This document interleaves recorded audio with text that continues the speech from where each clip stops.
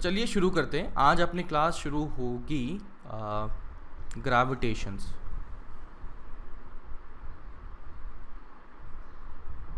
Gravitation तो gravitation का मतलब काफ़ी जानकारी अपने को है। नाइन्थ में या टेंथ में आपने सुना भी होगा कि ग्रेविटेशन का जो फोर्स होता है वो होता है G m1m2/r²। यानी कि इस पर ये तब लगता है जब बॉडीज़ में क्या हो, मास हो। तो ये क्या लगता है, ये फोर्स ऐसा होता है जो लगता है due to masses of body. और इसकी जो वैल्यू लिखी जाती है, फोर्स लिखा जाता है -G m1m2/r³, या इसको लिख सकते हैं r² इंटू r कैप कर लेते हैं। ठीक है ना। ये क्या है, r कैप के ऑपोजिट डायरेक्शन में, माइनस डायरेक्शन में दिख रहा है। यानी कि यहाँ पर ये फोर्स जो लगता है ऑलवेज अट्रैक्टिव नेचर का लगता है, ऑलवेज अट्रैक्टिव नेचर का होने वाला है। तो एक्चुअली क्या है ना कि ग्रेविटेशन का लॉ तो हमने बता दिया इतना है, लेकिन लोग अभी भी ये पता करने की कोशिश कर रहे हैं कि ग्रेविटेशन लगता कैसे है, मतलब हाउ डज इट हैपन। तो अभी इसके बारे में एक थ्योरी चल रही है कि मास अपने सराउंडिंग के स्पेस को बेंड कर देता है और उसके बेंडिंग की वजह से वो अट्रैक्ट होने लग जाते हैं। ऐसा कुछ फंडा ये लगा रहे हैं।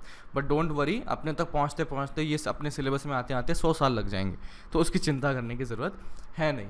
तो ग्रेविटेशन का जो लॉ दिया है, किसने दिया है? न्यूटन ने दिया है। और ऑब्वियसली न्यूटन का जो आपका एक्सपेरिमेंट सुना ही होगा कि भाई वो एप्पल को गिरते हुए देखा, और गिरते हुए एप्पल के बेसिस पर उन्होंने सोचा कि यार ये अट्रैक्ट कर रहा है, तो क्यों ना मैं इसके बारे में सोचूं कि ये ऐसा फोर्स वगैरह होगा। तो उससे पहले, न्यूटन से पहले ही ग्रेविटेशन से जुड़े हुए कई सारे लॉज, कई सारे नियम हमें पता लग चुके थे, और उन्हीं की मदद से ग्रेविटेशन को डिराइव किया था न्यूटन ने। और उन नियम को, जिनकी मदद से ग्रेविटेशन को डिराइव किया था न्यूटन ने, उन नियम को आगे हम देखेंगे। और उस नियम को हम कई बार शायद आप लोगों ने सुना भी होगा, जिस लोगों ने पढ़ा है, कैप्लर्स लॉ कहते हैं, है ना। कैप्लर्स लॉ आपने पढ़े होंगे, जिन्होंने पढ़ा हुआ है। पढ़ा है क्या? Yes sir. है ना, कैप्लर पढ़ा हुआ है। हाँ सर। हाँ, तो आगे जाके आगे थोड़े दिनों में हम कैप्लर्स लॉ के बारे में सीखेंगे, और उससे आपको आइडिया लग जाएगा कि हाँ, पहले कैप्लर का लॉ आया था, फिर कैप्लर के लॉ को ग्रेविटेशन लॉ, जो ये माइक ऑन ऑफ है, ऑन है किसी का, उसे ऑफ कर दीजिए। तो कैप्लर्स लॉ की को वेरीफाई किया था ग्रेविटेशन की मदद से, ये न्यूटन्स लॉ ने। तो देखिए यहाँ पर जो फोर्स बनता है वो कितना बन गया है, -G m1m2/r²। अगर मैं इलेक्ट्रोस्टैटिक फोर्स लिखता हूँ तो वो आता है K-Q1Q2/r²। तो ये जो लिखने का तरीका है फोर्सेस का, वो काफ़ी सेम आ जाता है। इनफैक्ट कई सारे जो रिजल्ट हैं वो भी कई सारे सेम आ जाते हैं। पोटेंशियल एनर्जी का, काइनेटिक एनर्जी का वगैरह वगैरह काफ़ी सेम आ जाते हैं। पोटेंशियल का रिजल्ट काफ़ी सेम आ जाता है।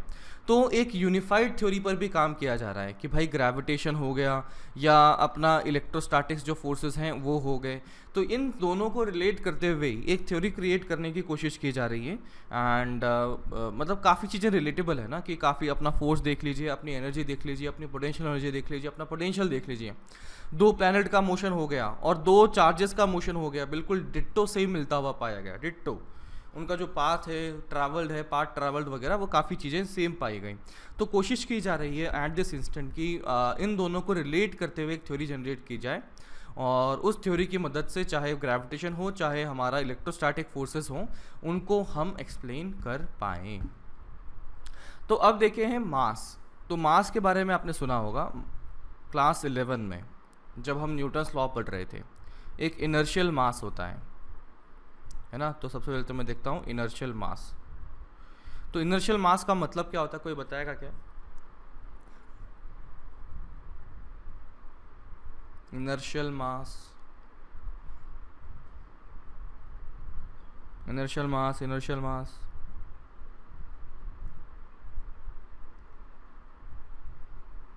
बोलो बच्चा। अरे मेरी आवाज़ आ रही है ना आप लोगों को? हाँ सर। हाँ, तो इनर्शियल मास बताओ क्या होता है?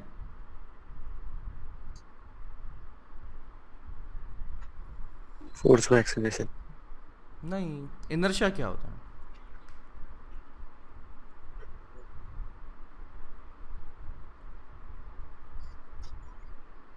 इनर्शिया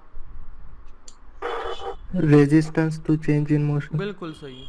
तो चलो ये जो है ये क्या हो जाएगा, degree of inertia, degree of inertia. और इनर्शिया को हम लिख सकते हैं, इनर्शिया इज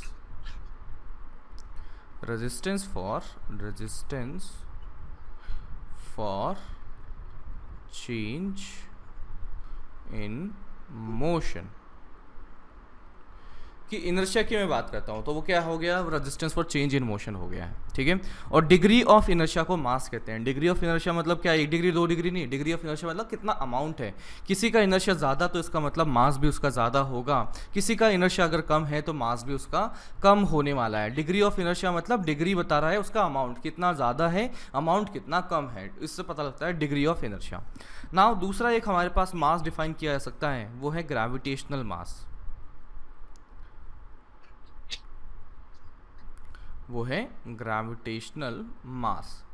तो ये ऑब्वियसली यहाँ पर क्या बन जाएगा, मास जिसकी वजह से ग्रेविटेशनल फोर्स लग रहा है, mass due to which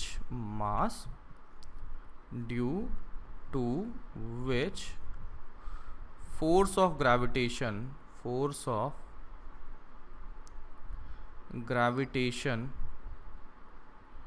is acting. और देखा गया कि फोर्स ऑफ जो मास ऑफ इनर्शिया है यानी कि इनर्शियल मास है, और ग्रेविटेशनल मास है तो यानी कि m कौन सा, ग्रेविटेशन वाला, दोनों सेम ही पाए गए, ऐसा कोई डिफरेंस नहीं पाया गया, ठीक है ना। तो हमारे पास इनर्शियल मास यानी कि वो है डिग्री ऑफ इनर्शिया, यानी कि कितना इनर्शिया ज़्यादा है कितना इनर्शिया कम है, इस बात को दिखाने के लिए इनर्शियल मास को हम लेते हैं। दूसरा है ग्रेविटेशनल मास, यानी कि किसी बॉडी पर अगर अट्रैक्शन फोर्स लग रहा है ड्यू टू ग्रेविटेशन, तो वो जो मास है जिसकी वजह से ये फोर्स लगा है उसे ग्रेविटेशनल मास कहते हैं। और देखा गया कि ये दोनों की वैल्यू जो है वो सेम ही पाई गई, ठीक है। ग्रेविटेशनल फोर्स जो है ऑलवेज अट्रैक्टिव इन नेचर है, लेकिन हम इलेक्ट्रोस्टैटिक फोर्स की बात करते हैं तो यहाँ पर अट्रैक्टिव और रिपल्सिव हो सकता है। तो वहाँ पर अगर इलेक्ट्रोस्टैटिक में बात करें तो 2 प्रकार के चार्जेस हो सकते थे, प्लस चार्ज और माइनस चार्ज, प्लस चार्ज और माइनस चार्ज। लेकिन हमारे पास मास की अगर बात की जाए तो मात्र और मात्र एक ही प्रकार का मास लिया जाता है, और वो क्या होता है, एक सिंपल जो भी मास हम पढ़ते हैं उसके बारे में बात करते हैं, ठीक है। तो इसी थ्योरी के बेसिस पर कि हाँ भाई अगर पॉजिटिव चार्ज और नेगेटिव चार्ज हैं, तो इसी थ्योरी के बेसिस पर लोगों ने सोचा कि यार कहीं ऐसा भी तो हो सकता है कि नेगेटिव मास भी हो।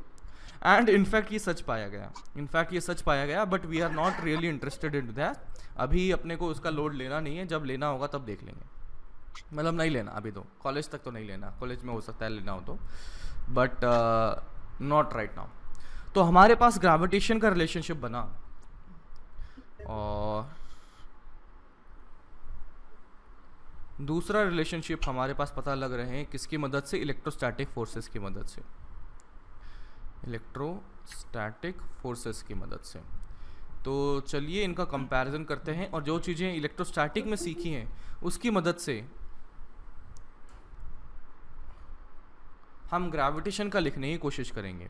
तो सबसे पहला इलेक्ट्रोस्टैटिक में जो हमने लिखा था, इलेक्ट्रोस्टैटिक में लिख सकते हैं force is equals to K Q1 Q2 upon R square R cap.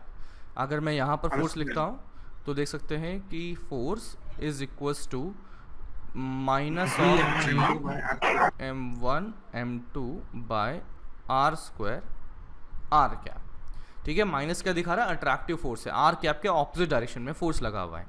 तो अगर कंपेयर किया जाए, यहाँ पर कंपैरिजन किया जाए तो देख सकते हैं जी की जगह के लिखा हुआ है या के की जगह माइनस जी लिखा हुआ है। तो जहाँ पर हमें इलेक्ट्रोस्टैटिक फोर्सेस के रिजल्ट पता हैं, फॉर्मूलेज पता हैं, तो इलेक्ट्रोस्टैटिक फोर्सेस के रिजल्ट एंड फॉर्मूले को ग्रेविटेशन में यूज़ करने के लिए हम कन्वर्जन करेंगे। कैसे कन्वर्जन करेंगे, के की जगह पर यूज़ कर लेंगे माइनस ऑफ जी, यहाँ पर k लिखा हुआ है उसकी जगह पर माइनस ऑफ जी यूज़ कर लेंगे। दूसरी बात, अगर k दिखा जाए तो वो होता है 1/4 पाई एप्सिलॉन नॉट, तो उसकी जगह पर यूज़ करना है माइनस ऑफ जी। तो इसका मतलब एप्सिलॉन नॉट की जगह पर क्या इस्तेमाल किया जाएगा, minus of 1/4 pi G. Epsilon naught की जगह इस्तेमाल किया जाएगा -1/4πg। ठीक है, तो इस तरीके से हमारे पास क्या बन जाएगा, कन्वर्जन करना। फॉर एग्जांपल अगर मैं लिखता हूँ एक पॉइंट चार्ज की वजह से इलेक्ट्रिक फील्ड, एक पॉइंट चार्ज की वजह से इलेक्ट्रिक फील्ड, तो वो कितनी होती है KQ/r²। तो रिप्लेस करना है तो k की जगह क्या कर दूंगा -g, q की जगह क्या कर देना है, मास कर देना है। तो यहाँ पर अगर चार्ज दिया गया है तो चार्ज की जगह हम क्या रिप्लेस कर देंगे, मास रिप्लेस कर देंगे। तो इस फॉर्मूले को हम कन्वर्ट कर सकते हैं हमारी किसकी मदद से, इलेक्ट्रोस्टैटिक फोर्सेस की मदद से। तो हमने तो सिर्फ अभी सिंपल सा इतना सा ही देखा, ठीक है, सिंपल सा इतना सा ही देखा। चलिए थोड़ा सा मैं आपको आइडिया दे देता हूँ ग्रेविटेशनल फील्ड का। बताइए इलेक्ट्रिक फील्ड को कैसे डिफाइन किया था, force by charge. Force by charge. तो बताइए ग्रेविटेशनल फील्ड को कैसे मैं डिफाइन करूंगा, फोर्स बाय मास। वो हो जाएगा फोर्स बाय मास। और फोर्स बाय मास लकीली हमारे पास एक्सेलरेशन भी बन गया है, यानी कि ग्रेविटेशनल फील्ड को हम लिख सकते हैं, एक्सेलरेशन भी लिख सकते हैं, और किसकी वजह से, ड्यू टू ग्रेविटी। तो ग्रेविटेशनल फील्ड अगर लिखा जाए तो फोर्स बाय मास से डिफाइन किया जाएगा, और उसको हम रिप्रेजेंट करेंगे ग्रेविटेशनल फील्ड से, यानी कि जी से। तो ये अपने पास बन चुका है जी, और इसको अगर कई बार हम लिख सकते हैं ग्रेविटेशनल फील्ड। ठीक है, ग्रेविटेशनल फील्ड इतना बन जाएगा। तो बच्चा ये हमारे दिमाग में होना चाहिए, ग्रेविटेशनल फील्ड बिल्कुल उसी प्रकार से डिफाइन किया जिस प्रकार से हमने इलेक्ट्रिक फील्ड को डिफाइन किया था, कि अपने सराउंडिंग में एक ऐसा एरिया बना लेता है, अपने सराउंडिंग में एक ऐसा एरिया बना लेता है कोई भी मास, जिस पर उस एरिया में कोई दूसरा मास रख दिया जाए तो उस पर फोर्स लगाने की कैपेबिलिटी वो रखता है। ठीक है, वापस बोलता हूँ, मास के सराउंडिंग में, एक पॉइंट मास के सराउंडिंग में उसने अपने सराउंडिंग में एक ऐसा एरिया बना रखा है, ऐसा क्षेत्र बना रखा है जहाँ पर किसी दूसरे मास को रखा जाए तो उस मास पर फोर्स लगाने की वो कैपेबिलिटी रखता है। और उसकी जो स्ट्रेंथ है, ग्रेविटेशनल फील्ड स्ट्रेंथ को जो हम कहते हैं, वो कितना लिखा जाता है, फोर्स बाय मास। और उसकी वैल्यू अगर देखें फोर्स बाय मास, तो वो क्या आ चुका है, वो तो बेसिकली एक्सेलरेशन आ चुका है। तो उसे हम क्या कर कई बार जानते हैं एक्सेलरेशन ड्यू टू ग्रेविटी के नाम से भी जानते हैं। उसको हम जी से भी रिप्रेजेंट करते हैं कई जगह, कई बार इलेक्ट्रिक फील्ड की जगह ई, और जी ग्रेविटेशनल फील्ड की वजह से है इसलिए जी लिखा जाएगा। ठीक है, तो चलिए अब इनको रिलेट करना शुरू करेंगे। हमने लिख दिया पहले तो फोर्स का रिलेशनशिप, दूसरा फोर्स लिख दिया, मैं लिखता हूँ पॉइंट चार्ज, है ना। तो पॉइंट चार्ज यहाँ पे लिखेंगे, पॉइंट चार्ज की वजह से electric field, electric field due to point charge. बताइए क्या लिखा जाता है, Gm/r²। अरे यार इलेक्ट्रोस्टैटिक की बात कर रहे हैं तो KQ/r², आर कैप। तो इसका मतलब यहाँ पर अगर ग्रेविटेशनल फील्ड लिखा जाए, gravitational field due to point mass, बोलिए क्या लिखा जाएगा, k की जगह -g, q की जगह m/r², डायरेक्शन है r कैप। मैं अगर लिखता हूँ potential, potential due to point charge, बताइए क्या लिखा जाएगा,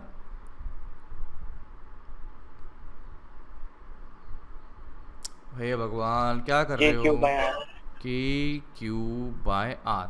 अगर बात करते हैं ग्रेविटेशनल फील्ड हो गया, मैं बात करता हूँ इसकी पोटेंशियल की वजह, तो potential due to a point mass, ये बन जाएगा, क्या लिखें,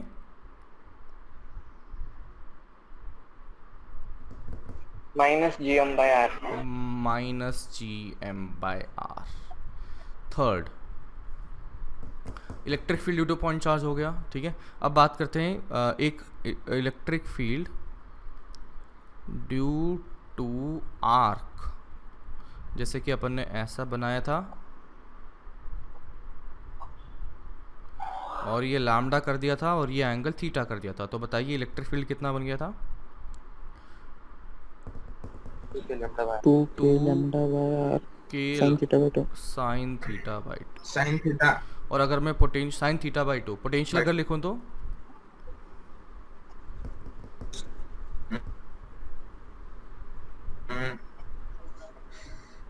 to K lambda by sine theta by 2 2k lambda sine theta by two. Basically ऐसा कर सकते हैं कि ये भाई इसका चार्ज हम निकाल लेंगे, तो इस पॉइंट पर, ये पॉइंट ओ पर पोटेंशियल अगर लिखा जाए तो मैं लिख सकता हूँ के क्यू बाई आर लिखा जाना चाहिए, क्योंकि इस पॉइंट पर निकालना चाह रहे हैं ना हम। ये दूरी आर है, तो पोटेंशियल एट सेंटर हम इस तरह से लिख सकते हैं। देख लो, बोलो भाई, ऐसे मरे हुए काम नहीं चलेगा। अभी लिखता हूँ gravitational field, gravitational field due to arc. तो ये मैंने ग्रेविटेशनल फील्ड के लिए आर्क बनाया, आर्क को मैंने इस तरह से ड्रॉ किया, यहाँ पर अपने को मास दिया है जिसका लैम्डा दे दिया गया है, और ये एंगल अपने को थीटा दे दिया गया है। तो मैं ग्रेविटेशनल फील्ड अगर लिखूँ तो वो जी से रिप्रेजेंट करते हैं, तो वो कितना लिखा जाए बोलो?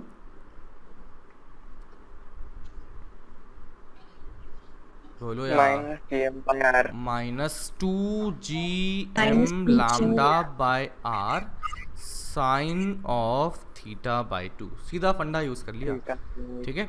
और अगर मैं पोटेंशियल एट सेंटर लिखूं, v एट सेंटर, तो वो हो जाएगा minus gm by capital R, ठीक है। इस तरह से बन गया।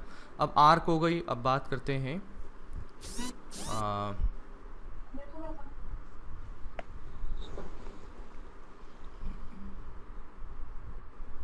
रिंग के, है ना। एक और कितने नंबर तक पहुंच गया? 3 तक पहुंच गया। तो ये लीजिए चौथा, फोर्थ रिंग के लिए बात करते हैं। तो रिंग में मैंने देखा कि यहाँ पर ये रही रिंग, रिंग पर हमने क्यू चार्ज दे दिया है, रेडियस है r, और रिंग के सेंटर से x दूरी पर इलेक्ट्रिक फील्ड। बताइए कितना बना था? KQX upon x x² plus r² power 3/2। अगर मैं पोटेंशियल लिखता हूँ तो बताइए क्या लिखा जाएगा?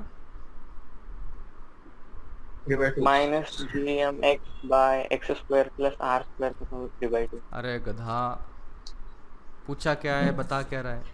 Potential at this point. Potential हो जाएगा। अबे v लिखा है गधे, कहाँ सोया हुआ है तू? अरे यार देखो ना यार, v लिखा है ना इधर। क्या हो जाएगा? के क्यू अपॉन, अरे भूल गए क्या भाई formula? Under root x square plus r square, root over x² plus r²। इस पॉइंट के सभी चार्जेस से दूरी बराबर हैं, तो के क्यू अपॉन दूरी, खत्म। अगर मैं लिखता हूँ यहाँ पर, इसमें भी मैंने ले लिया रिंग, तो यहाँ पर ये रहा इस तरफ, जिसका मास मैंने बोला m, रेडियस बोला r, ये रहा पॉइंट x। तो मैं लिखता हूँ ग्रेविटेशनल फील्ड। बताइए क्या लिखा जाएगा? बोलो बोलो। Minus gmx upon x² plus r² power 3/2। अगर मैं पोटेंशियल की बात करता हूँ तो बताइए क्या लिखा जाएगा? Minus gm by under x square plus r upon whole root square plus r square। बिल्कुल सही, ठीक है। ये फोर्थ हो गया। Next fifth, disc. डिस्क लेते हैं, तो ये रही डिस्क। डिस्क के लिए हम सिग्मा की बात कर लेते हैं, और इसकी रेडियस हमने r बोल दी, और इसके सेंटर से x दूरी पर बताइए इलेक्ट्रिक फील्ड क्या लिखी जाएगी? Sigma by 2 epsilon not in bracket 1 minus cos theta. बिल्कुल सही। और अगर मैं यहाँ लिखता हूँ, यहाँ पर कर दिया डिस्क। डिस्क है जिसका सिग्मा तो सिग्मा ही रहा, रेडियस r है, और इससे x दूरी पर मुझे निकालना है इलेक्ट्रिक फील्ड, और इलेक्ट्रिक फील्ड की जगह क्या आएगा? ग्रेविटेशनल फील्ड आ जाएगा इस पर। बोलो क्या लिखें?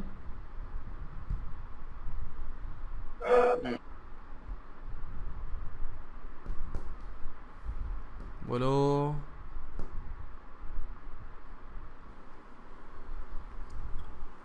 Sigma by sigma by 1/4 sigma by 2 तो 2 रहा, और ये sigma by minus 2 1 by 4 4 pi pi G, G minus 1 by 4 pi G 1 minus cos theta. cos theta. तो ये आ जाएगा, अब माइनस तो माइनस रहा, 4 और 2 तो ये 2 बन जाएगा, 2 पाई जी सिग्मा अपॉन अपॉन तो कुछ नहीं है, ये तो 1 ही रह गया, upon 1 minus cos theta.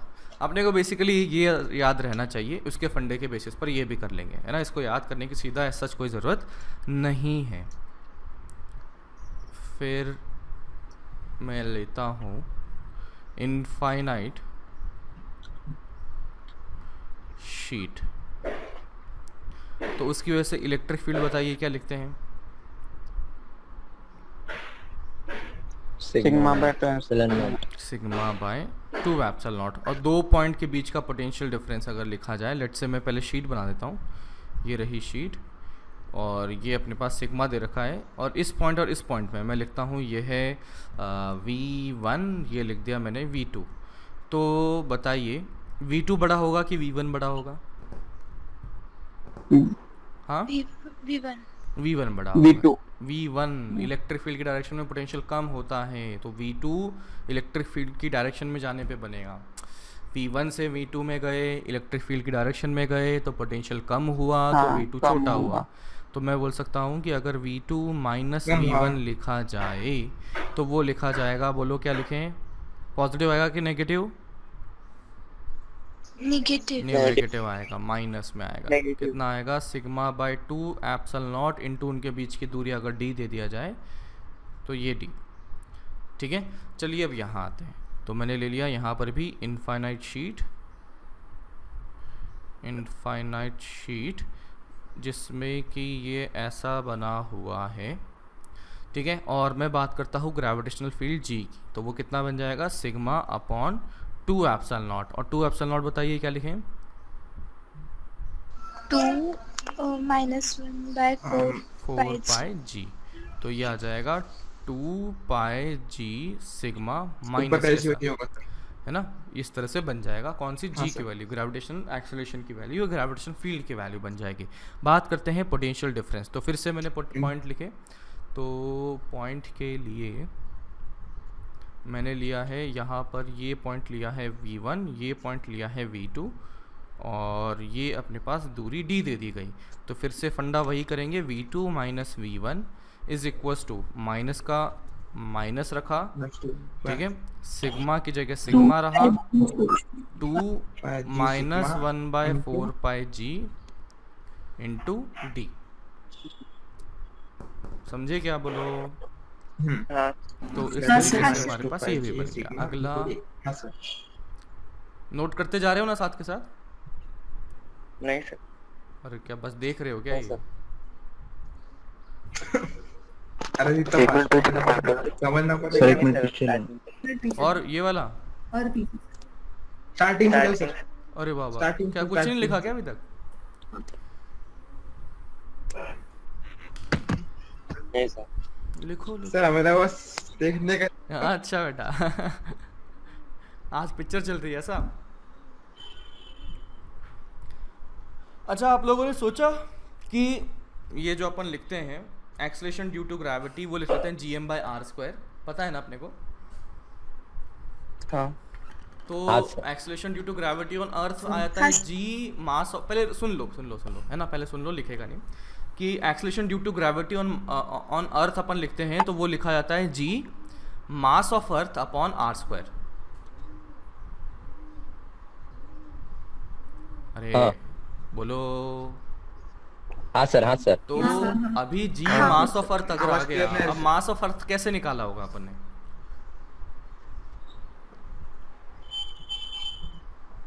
Mass of अर्थ को कैसे निकाला होगा? क्या वेइंग स्केल पे रख के? फिर तराजू में रखें। दूसरी तरफ क्या रखेंगे? चंदा मामा? हाँ, चंदा मामा से किया होगा सर। अच्छा, मतलब अरे हाँ, उसका फिर वो ऑर्बिटिंग का फोर्स पीरियड का। लेके। उससे ऑर्बिटिंग पीरियड मून लेके? के ऑर्बिटिंग का पीरियड वगैरह अरे लेके। बाबा, हाँ तूने क्या ग्रेविटेशन पढ़ा क्या? नहीं, हाँ मतलब नहीं, तो ऑर्बिटिंग पीरियड का 2 जो साल पढ़ा वैल्यू सर है, उससे। सर तो सब कुछ हो गया सर, सब हो गया नहीं नहीं, सर। उससे नहीं होगा, उससे नहीं है। तो नोट कर लो, चलो फिर बात उसमें करते हैं। पेंडुलम से पहले पहले इसको नोट कर लो, पहले से नोट कर लो, फिर अभी बात करेंगे ग्रेविटेशन, मास ऑफ अर्थ कैसे निकाला जाएगा। पेंडुलम से भी कर सकते हैं। पहले नोट कर ले, फिर डिस्कस करेंगे, जो भी तुम्हारे लग रहा है सब डिस्कस करेंगे। अगली स्लाइड नेक्स्ट लीजिए ये प्लीज। लो। ठीक है वाली स्टेट। सर एक मिनट पीछे लो। अरे स्क्रीनशॉट ले लो यार अब। ये स्क्रीनशॉट ले लिया, 1 2 3 डन। हाँ, इसका स्क्रीनशॉट ले लो। हाँ एक मिनट।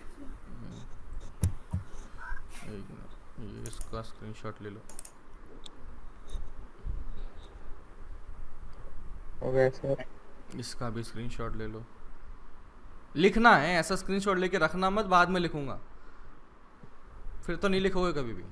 स्क्रीनशॉट ले लो और लिख लेना।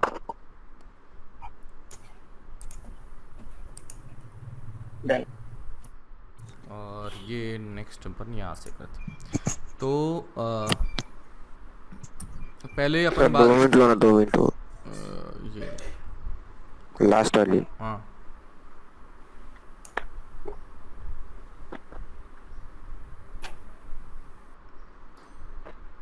Done done done. हाँ सर हो गया। हाँ चलिए अब यहाँ देखते हैं।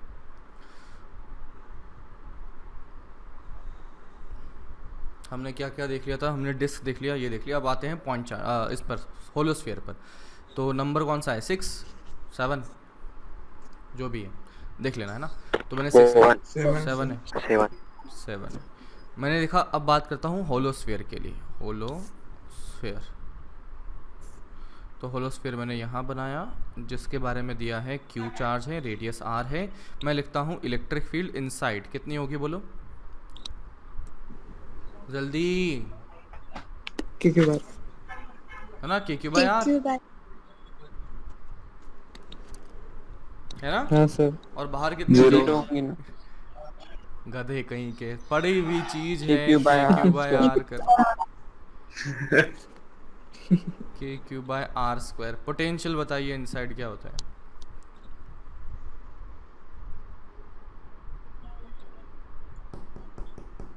अरे बोलो। जीरो बार क्यू बार K Q by capital are.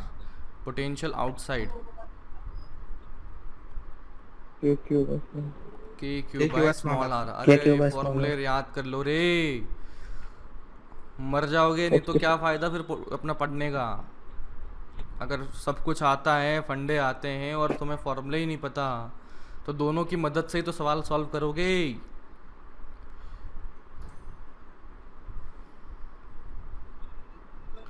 एक पेपर में लिख लेना सारी चीजें।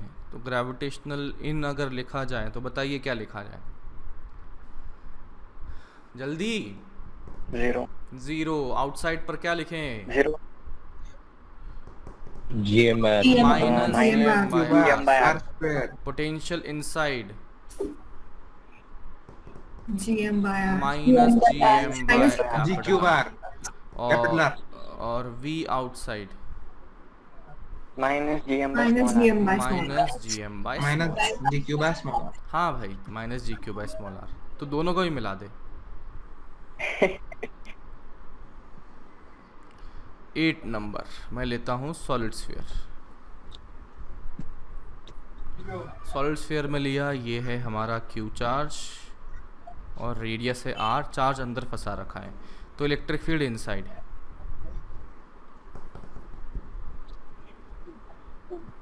बोलो।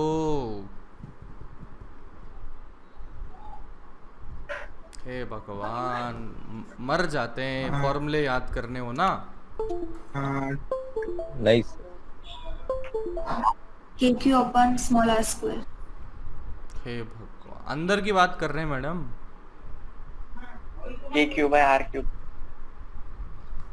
अरे भाई, पढ़ाया है ना मैंने इसको।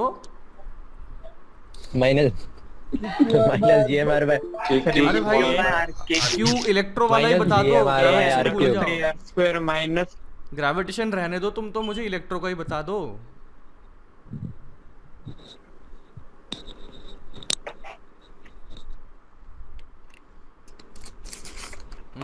के ये ब्रैकेट में 3r² minus x square upon 2r cube।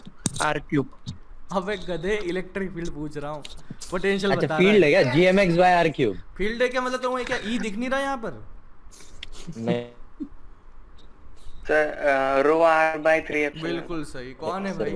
Pin नहीं किया था। कौन है ये कैसे? रो r by 3 एप्सिलॉन नॉट वाला? कौन है? नाम तो बताओ मुझे, कम से कम एक बच्चा तो ऐसा है। जयेश।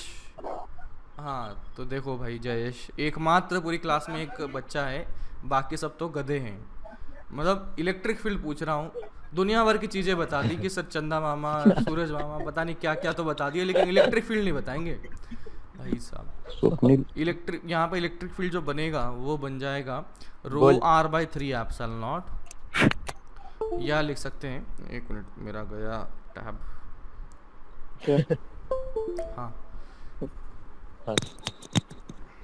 स्वप्निल तो 2 साल पढ़ा ना, बता अपना आंसर। तू 1 साल पढ़ के क्या कर लिया? नहीं नहीं नहीं अभी नहीं, दोनों के गधे हो तुम दोनों, ऐसा कोई बड़ा गधा छोटा गधा नहीं जज कर सकते, है ना? Incomparable. GM R upon R cube. R cube बोला था ना सर ये। कुछ नहीं बोला था तूने। और सर पहले पोटेंशियल बोला फिर ये बोला। Electric field outside,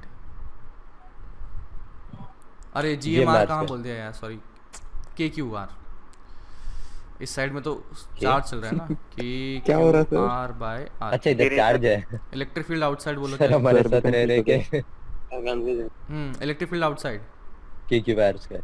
KQ by by R R square. अगर मैं potential KQ by R inside square। लिखता हूँ, छोटा R स्क्वायर। छोटा R square. KQ by 2R cube 3R square minus R square। KQ upon 2R cube 3R square minus small r square, और potential outside KQ by R। KQ upon R। तो यहाँ अगर देखें तो 7 और ये हो जाएगा 8, तो यहाँ पे ये है सॉलिड स्फीयर, और इसमें है सबसे पहले तो इसका मास मैंने m बोल दिया, रेडियस है r, और मास अंदर भरा हुआ है। तो ग्रेविटेशनल फील्ड इनसाइड, बताइए आप क्या लिखें? रो की जगह तो रो ही रहा, रो की जगह तो रो ही रहा, r की जगह तो r GMX ही by रहा, R cube।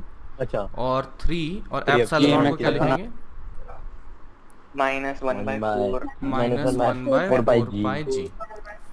और अगर मैं इसके टर्म्स में लिखूं तो क्या लिखा जाएगा? Minus g capital M GMX upon r MX upon r cube, ठीक R है? cube।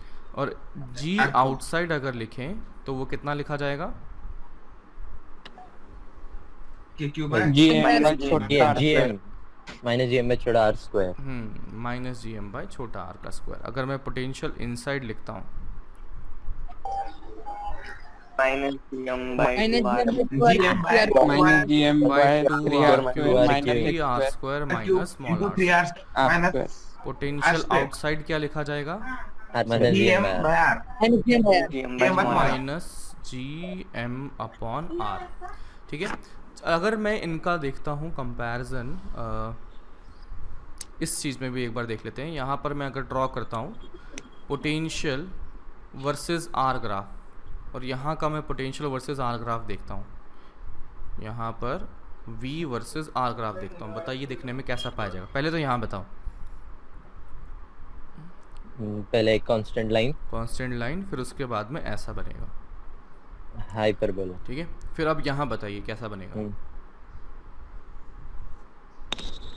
सर उल्टा बनेगा एक्स एक्सिस के अबाउट मिरर इमेज।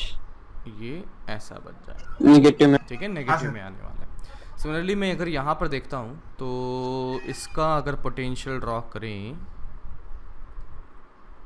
ये है V, ये है R, एंड कैसा बनेगा? पहले तो ये ऐसा, फिर small r equals to R पे क्या इनकी कॉन्केविटी चेंज हो जाती है।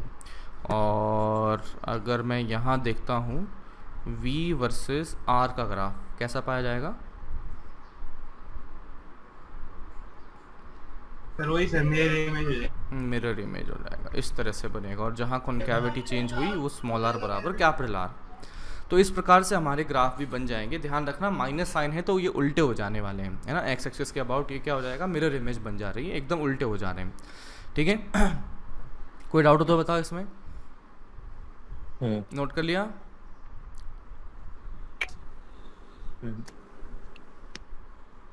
चलिए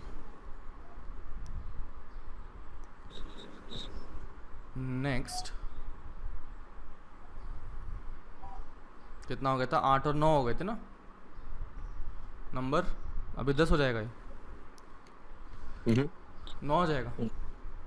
नो 9 10 होगा अभी, 9 होगा अभी। तो चलिए अब देखते हैं। यहाँ पर मैंने ले लिया, ये है इनफाइनाइटली चार्ज वायर, ये ऐसे इनफाइनाइटली चार्ज वायर। तो इसकी वजह से इलेक्ट्रिक फील्ड बताइए क्या लगा।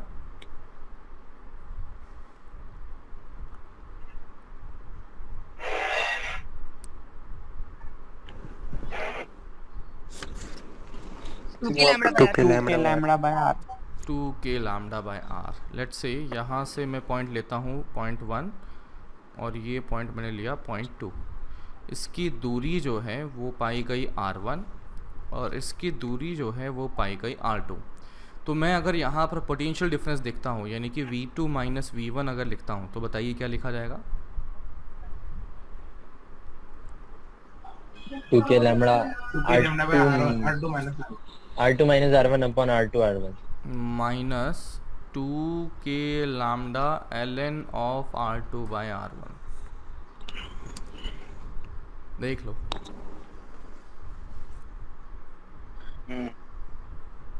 समझे क्या। यस हाँ हाँ सर। हाँ सर। अगर मैं यहाँ पर लेता हूँ uniformly charge uniformly mass wire, uniform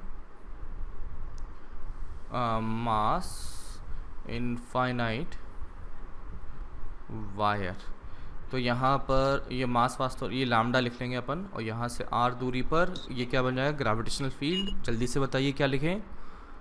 minus 2g lambda minus 2g lambda by R. अगर मैं इसी तरह से पोटेंशियल डिफरेंस लिखा बाय आर तो यहाँ पर ये लिखा मैंने point 2g number lambda 1, ln by R1 तो ये लिखा जाएगा v2 minus v1 is equal to minus 2 minus G lambda ln of r2 by r1। इस तरीके से इसका भी बन जाएगा। अगर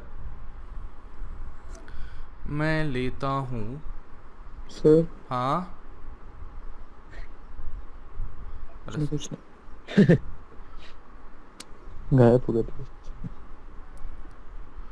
ये मैंने पॉजिटिव चार्ज ले लिया, यूनिफॉर्मली चार्ज अल्फा और बीटा। तो इस पॉइंट पर बताइए इलेक्ट्रिक फील्ड परपेंडिकुलर कितनी बन जाती है। ये दूरी स्मॉल आर ले लीजिए यहाँ से। अब ये तो याद नहीं होगा। हाँ बोलो। Sine alpha plus sine beta K lambda by R sine of alpha plus sine of beta. Electric field parallel कितनी बन जाती है, K lambda by R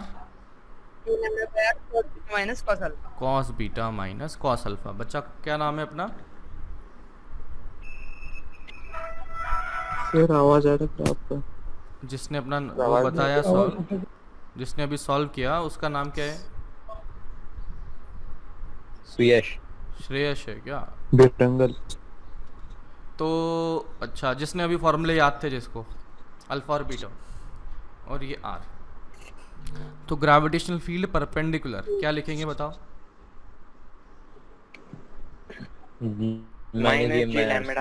minus G lambda by R sine of alpha plus sine of beta. तो यहाँ पर देखते हैं minus G lambda by R cos of beta minus cos of alpha. ठीक है। इस तरीके से अपन ने सारी चीज़ें देख ली। पॉइंट चार्ज देख लिया अपन ने, लाइन चार्ज देख लिया अपन ने, आर्क देख ली अपन ने, रिंग देख लिया अपन ने, डिस्क देख ली। फिर उसके बाद में अपन ने होलोस्फीयर देख लिया, सॉलिड स्फीयर देख लिया अपन ने, इनफाइनाइट शीट देख ली अपन ने, इनफाइनाइट ये वायर भी देख ली। इसके अलावा इसके अलावा ले। अपना जो भी है, और इसके अलावा कोई बचा है क्या? Hemisphere sir. हेमिस्फीयर। अरे भाई जो पहले देखा है उसमें से बता रहा हूँ, ऐसे उल्टे पुल्टे से तो इनफाइनाइट चीजें बची होंगी जो अपन ने नहीं पढ़ी। ये भाई ठीक है ना। मैं जो इलेक्ट्रिक फील्ड में हमने पढ़ा था, वापस से मैं आपको याद दिला देता हूँ, शायद अभी तक आप इस बात को रिलेट नहीं कर पाए। अटक गई। आगे सर। हाँ तो मैं अभी आपको वापस याद दिला देता हूँ। हम उन चीज़ों का संबंध बता रहे हैं जो जनरल चीज़ें होती हैं, जो जनरल चीज़ें हमने इलेक्ट्रोस्टैटिक्स में पढ़ी हैं। अरे सर आप सर अटक गए सर। अरे यार सर 5 मिनट लेट आ रहे सर आपकी आवाज। अच्छा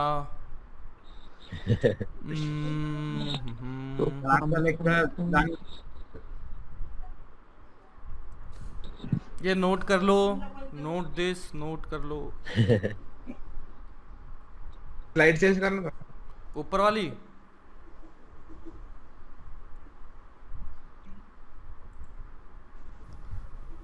हाँ एक तो ऊपर सर आप वो जी का बताने वाले थे, अर्थ का मास। पहले ये तो नोट कर लो यार, अभी तो बात तो सर नहीं एक मिनट पीछे वाली स्लाइड दीजिए प्लीज। हाँ ये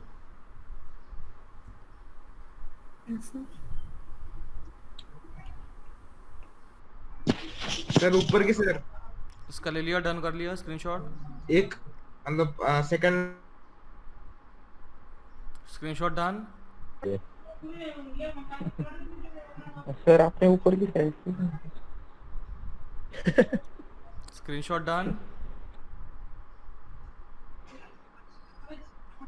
आगे आगे आ गया। सर ऊपर की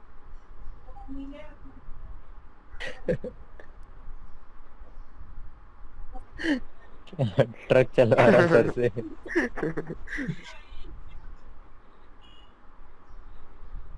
सर आपको सुनाई दे रही है सर? सब सुनाई दे रहा, चुपचाप जल्दी से।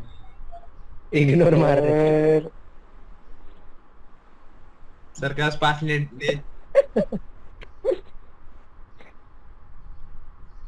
सर मतलब लास्ट कर लो ना सर। सर गए चलेंगे। ए चलो छुट्टी आज। नहीं रे सर को सब सुनाई दे रहा है। बाहर जा रहे क्या बारिश में? सर को 5 मिनट लेट क्वेश्चन आवाज।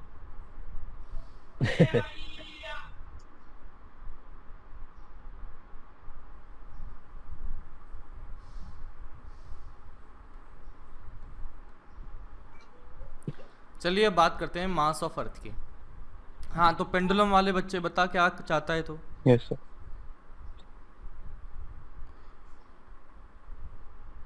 बताओ भाई कैसा चाहते हो? सर वो टाइम पीरियड, टाइम लेंथ, एक लेंथ वाला टाइम पीरियड मेजर कर लेंगे। तो उससे क्या आ जाएगा, जी आ जाएगा, स्मॉल जी। हाँ तो स्मॉल जी तो वैसे ही निकाल लेंगे हम बॉल को नीचे फेंक के। फिर आगे तो जी एम बाय आर फिर रेडियस पता है तो लगा देंगे। G M by R square. G की वैल्यू तो पता नहीं थी ना, वो तो अब जाके पता लगी ना। शुरुआत में कैसे पता थी जी की वैल्यू? सही बात है। वो तो अब जाके हमें मालूम है कि भाई जी पता है, हमें पता है आर पता है, हमें तो इनफैक्ट अभी मास भी पता है, तो हम सारी मेहनत क्यों कर रहे हैं? मतलब ऐसा सोचो कि तुमने शुरू करना है, अभी तुम्हारा जो है तुम ही ग्रेविटेशन शुरू कर रहे हो और तुम्हें मास ऑफ अर्थ की जरूरत पड़ रही है, तो बताओ अब कैसे निकालोगे?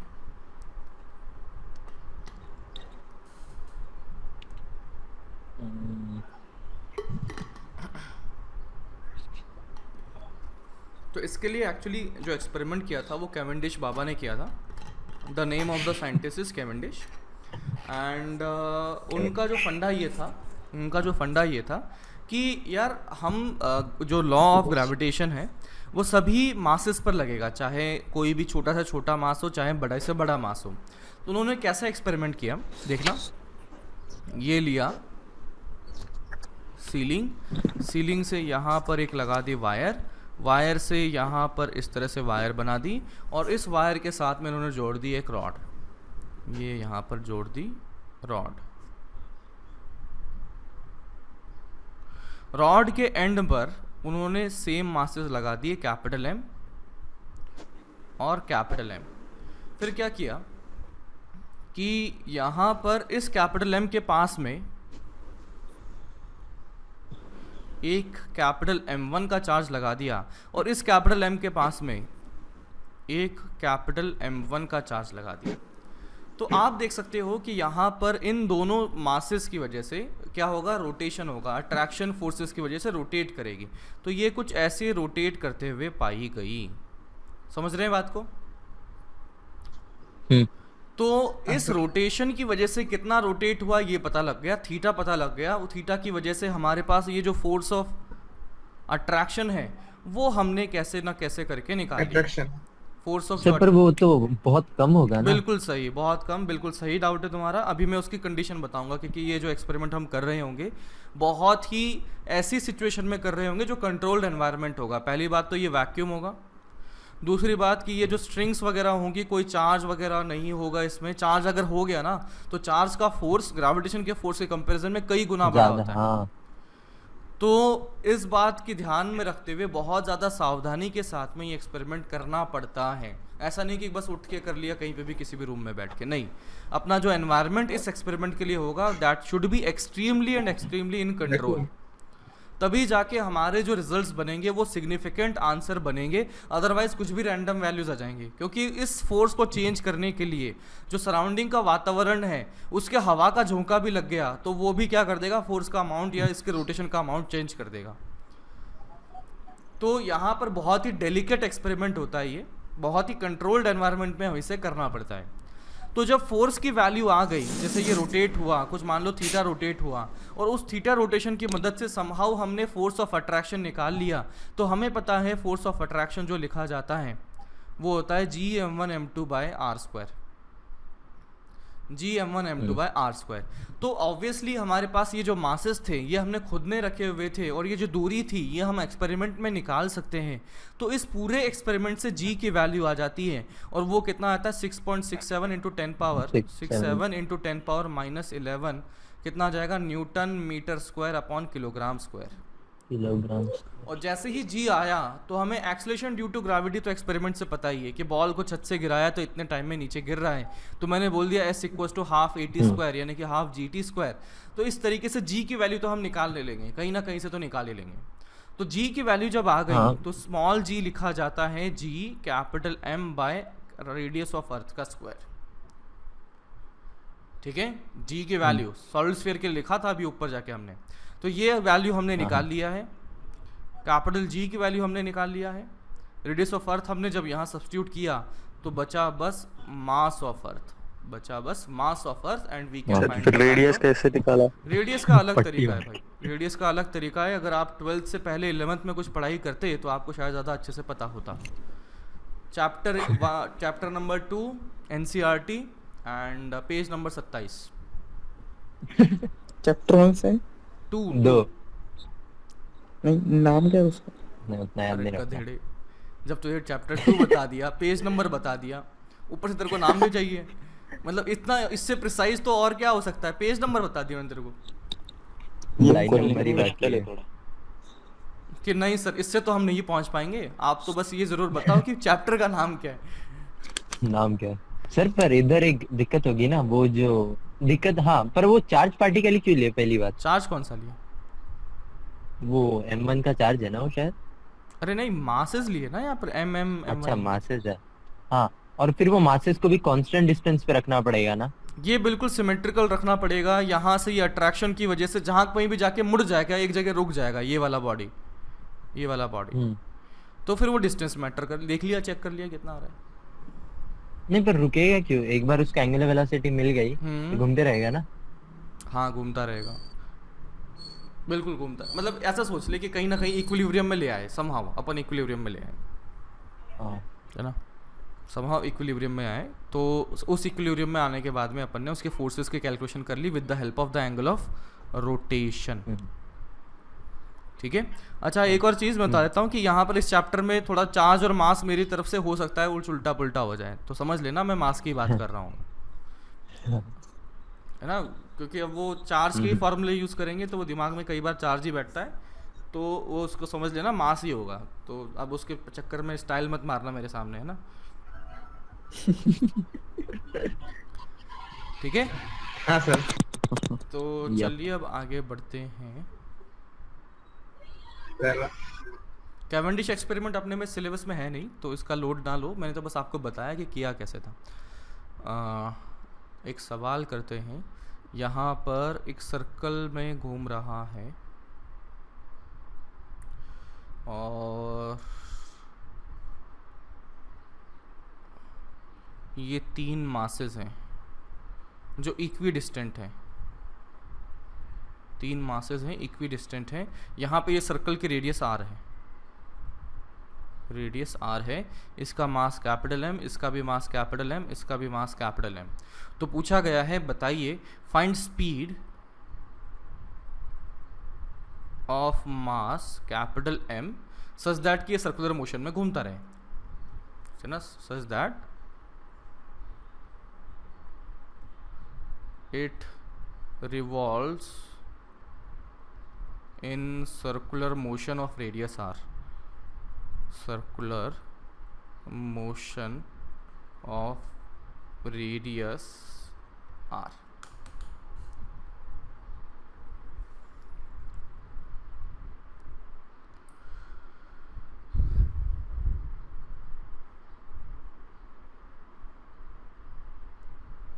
Root of GM by root 3R। कैसे किया बच्चा? सर वो ये दोनों का फोर्स निकालना और फिर mv²/r के तो इक्वेट कर देना। बिल्कुल सही, नेट फोर्स निकाल। बिल्कुल सही, बिल्कुल सही। तो सबसे पहले तो बता इनके बीच की दूरी क्या है, कैपिटल आर है क्या? नहीं नहीं, डिस्टेंस क्या यूज किया तूने? Root 3r। Root 3R। Root 3r, बिल्कुल सही। Root 3R। Root 3r। ये एंगल अगर देखें तो ये 30 बन जाएगा। तो ये जो लेंथ बनेगी वो होगा r cos 30 और ये लेंथ भी होगा r cos 30। Similarly r cos 30 और r cos 30 यानी कि r रूट 3/2, r रूट 3/2 यानी कि ये रूट 3r। सिमिलरली ये भी आ चुका है रूट 3r।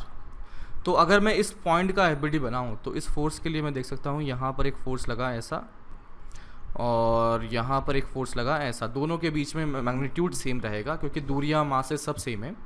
और ये जो एंगल बनेगा वो कितना बन जाएगा? 60 बन जाएगा। तो इसका मतलब जो रिजल्टेंट बनने वाला है एकदम बीचों बीच बनेगा और वो कितना बन जाएगा बोलो? रूट 3f बन जाएगा। बताऊंगे कैसे आया? यह हो जाएगा ये एंगल 30, ये एंगल 30, फिर उससे मैंने कॉम्पोनेंट ले लिए तो ये रूट 3f। बताऊँ ना या नहीं बताऊँ?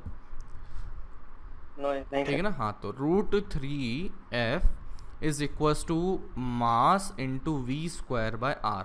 तो रूट 3f की वैल्यू है gm1m2 अपॉन r² और r में है रूट 3r का whole square is equals to capital M v²/r।